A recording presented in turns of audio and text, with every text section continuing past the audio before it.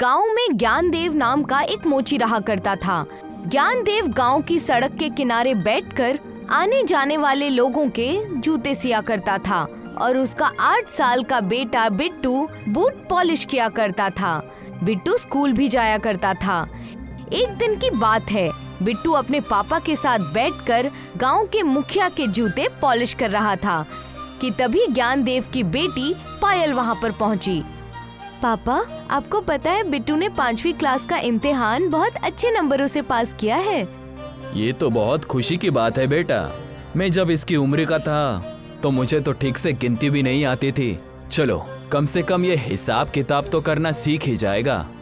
ये कैसी बातें कर रहे हैं पापा आप? मैं चाहती हूँ कि मेरा भाई पढ़ लिख कर बहुत बड़ा आदमी बने। अरे बिटिया, पढ़ाई लिखाई कोई सस्ती नहीं होती। आजकल के जमाने में तालीम का भी कारोबार होने लगा है। लेकिन पापा, मैं बड़े होकर सॉफ्टवेयर इंजीनियर बनना चाहता हूँ। आपको पता है, मैं अपनी क्लास में सबसे अच्छा कंप्यूटर चलाता हूँ। बिट्टू सही कह रहा है पापा। मास्टर जी बता रहे थे कि बिट्टू की उंगलियां कंप्यूटर के कीबोर्ड पर घोड़े की तरह दौड़ती हैं।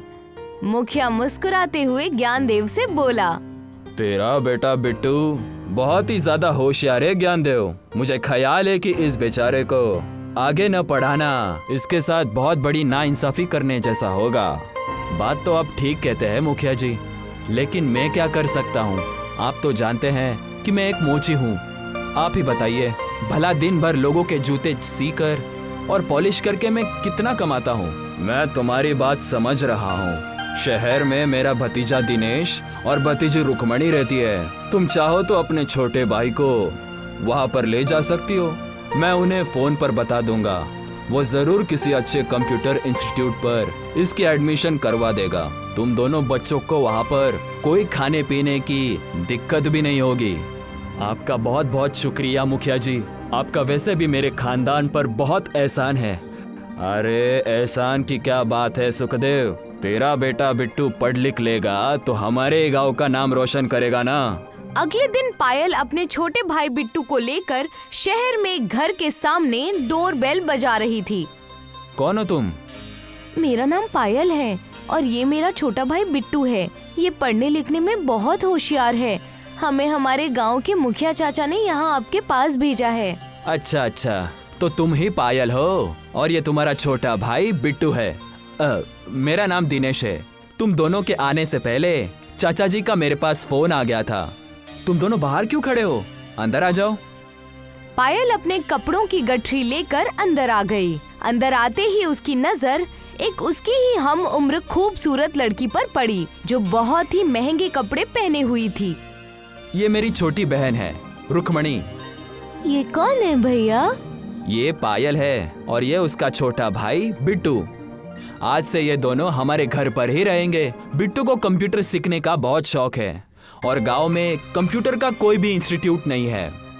रुक्मिणी मजाक करने वाले अंदाज में हंसते हुए बोली, क्या भैया, आपको लगता है कि इन गवारों के दिमाग में कंप्यूटर घुस जाएगा? ये तो बड़े होकर सिर्फ मेहनत मजदूरी ही करते हैं। मुझे ऐसा लग रहा है जैसे कि मैंने इन दोनों को गांव में कहीं देखा है।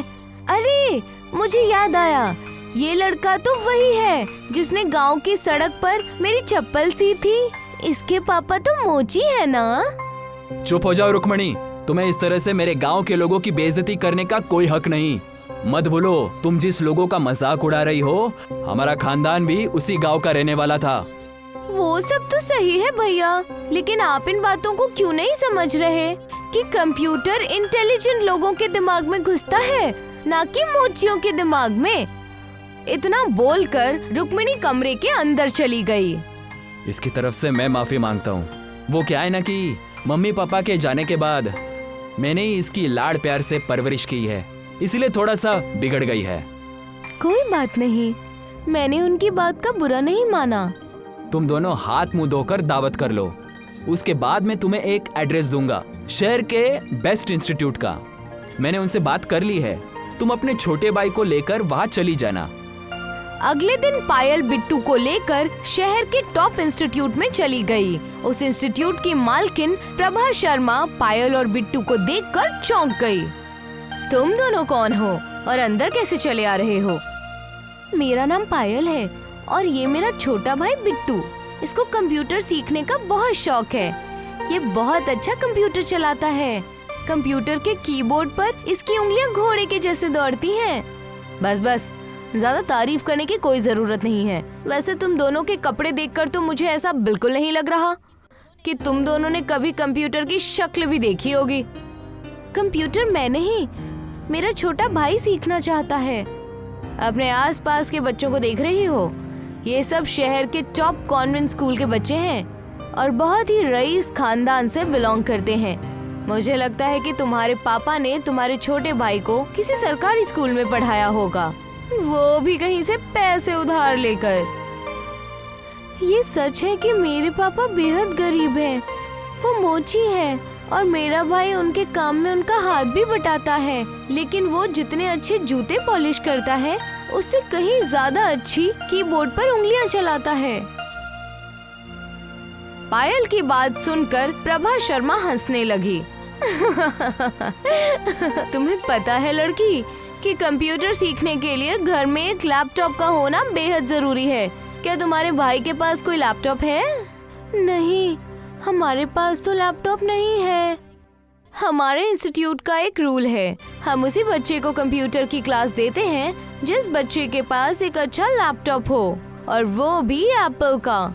जब तुम अपने छोटे भाई के लिए लैपटॉप खरीद लेना तब यहाँ पर चली आना। पायल जरा सा मुंह लेकर बिट्टू को लेकर घर वापस आ गई और सारा मसला दिनेश को बताया। माफ करना पायल, मैं तुम्हें बताना ही भूल गया। एप्पल का लैपटॉप कितने रुपए का आता है? दिनेश के बोलने से पहले ही रुक्मिणी बोल पड़ी। एप्पल का लैपटॉप जितने रुपए का आता है ना, उतने रुपए का तो तुम्हारा घर भी नहीं होगा। मैं गांव वापस नहीं जाऊंगी, नहीं तो गांव के लोग मेरा और मेरे छोटे भाई का मजाक उड़ाएंगे। क्या आप मुझे यहाँ पर कोई काम दिलवा सकते हैं? मैं दिन रात मेहनत करूंगी और अपने छोटे भाई को एक लैपटॉप दिलवाऊंगी। दिनेश ने पायल और बिट्टू को एक दुकान पर काम पर लगवा दिया। पायल और बिट्टू दिन रात मेहनत में जुट गए। कुछ महीनों बाद पायल ने बड़ी मेहनत से 10,000 रुपए की रकम जोड़ ली और वो अपने छोटे भाई के साथ एक लैपटॉप के शोरूम के अंदर पहुंच गई। ए लड़की, तुम अंदर कैसे चली आ रही हो? मुझे एक लैपटॉप चाहिए अंकल, वो भी एप्पल का। तुम्हें पता भी है कि एप्पल का लैपटॉप कितने रुपए का आता है? 1 लाख रुपयों का। क्या तुम्हारे पास इतने पैसे हैं? 1 लाख रुपए तो नहीं है मेरे पास अंकल।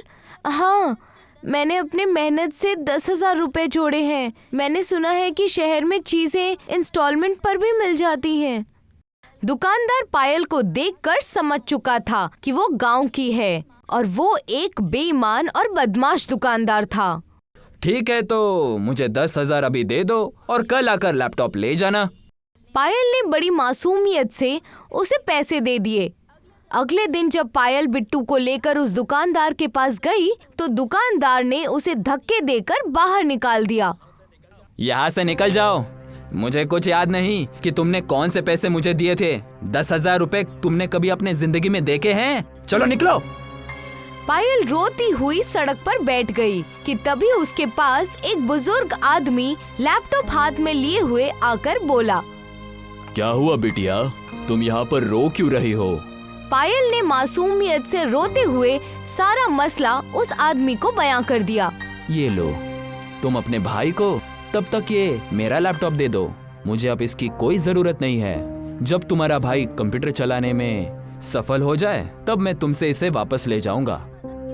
लेकिन आप हमारी मदद क्यों करना चाहते हैं? तुम्हें ये बताने के लिए कि इस दुनिया के सभी लोग बुरे नहीं होते। इतना कहकर वो आदमी वहाँ से चला गया और लैपटॉप पायल को थमा गया। पायल खुशी से अपने छोटे भाई से बोली, चल जल्दी से अपनी उंगलियों का कमाल दिखा और मुझे फोटोशॉप में लैपटॉप की ही इमेज बनाकर दिखा।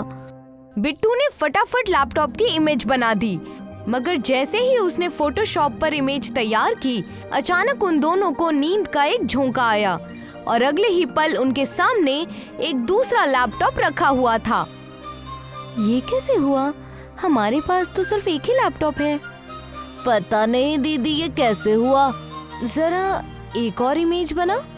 बिट्टू ने दूसरी बार भी इमेज बनाई और पहली बार की तरह ही उन्होंने वहाँ पर एक दूसरा लैपटॉप पाया। ये तो बिल्कुल वैसा ही लैपटॉप है जैसी मैंने इमेज बनाई थी। लगता है कि ये लैपटॉप जादुई है। जरा इस लैपटॉप में किसी दूसरी चीज की इमेज बनाकर दिखा।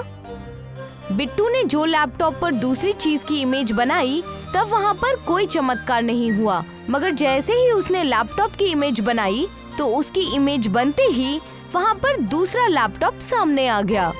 पायल समझ गई कि इस लैपटॉप के अंदर से लैपटॉप ही निकल रहे हैं। दीदी, इस लैपटॉप की कीमत कम से कम 1 लाख रुपए होगी। ऐसे तो हम बहुत रईस हो जाएंगे। नहीं बिट्टू, हम ये लैपटॉप सिर्फ 1 रुपए में बेचेंगे ताकि हमारी ही तरह और गरीब बच्चे कंप्यूटर सीख पाएं।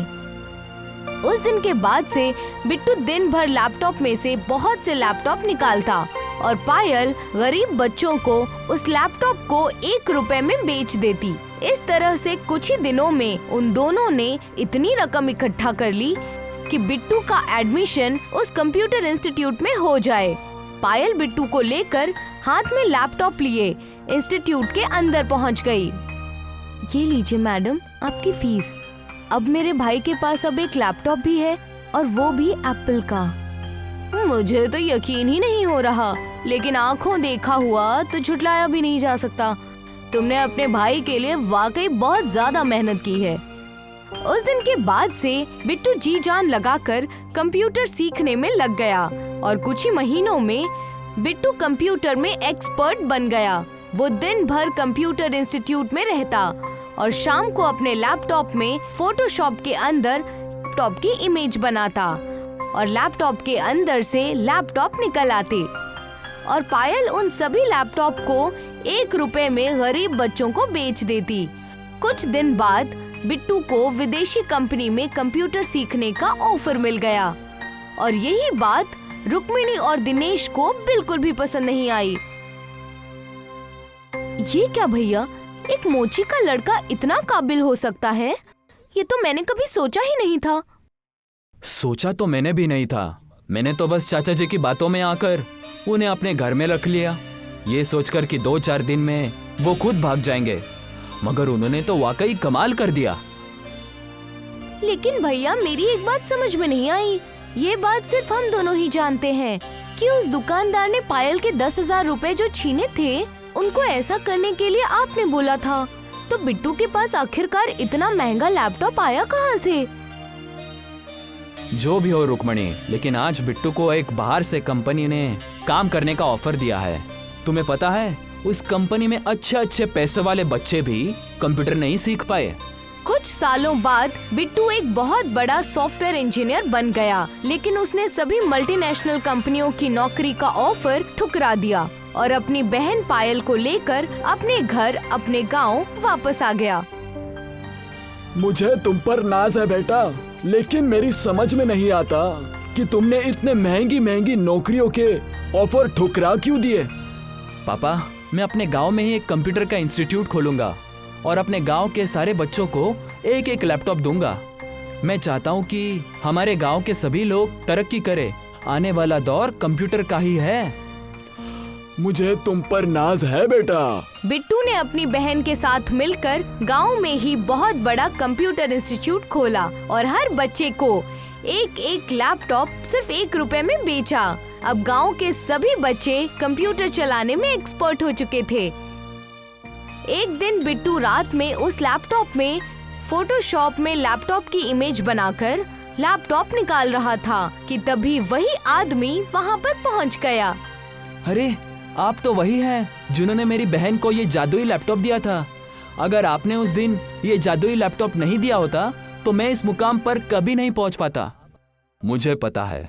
तो क्या आप अपना लैपटॉप वापस लेने आए हैं? नहीं, तुमसे पहले मैंने इस लैपटॉप को न जाने कितने लोगों को दिया था, लेकिन वो सब के सब लालची निकले। तुम पहले आदमी हो जिसने इस लैपटॉप का सही इस्तेमाल किया। आज से ये लैपटॉप तुम्हारा हुआ, लेकिन आपने अपने बारे में कुछ बताया नहीं। कुछ बातें हैं जो इस दुनिया में खुफिया ही रहनी चाहिए। बिट्टू, ये समझ लो कि मालिक ने मुझे तुम्हारी मदद के लिए भेजा था। इतना कहकर वो आदमी वहाँ से चला गया और बिट्टू आज भी 1 रुपए का ही लैपटॉप बेचा करता है।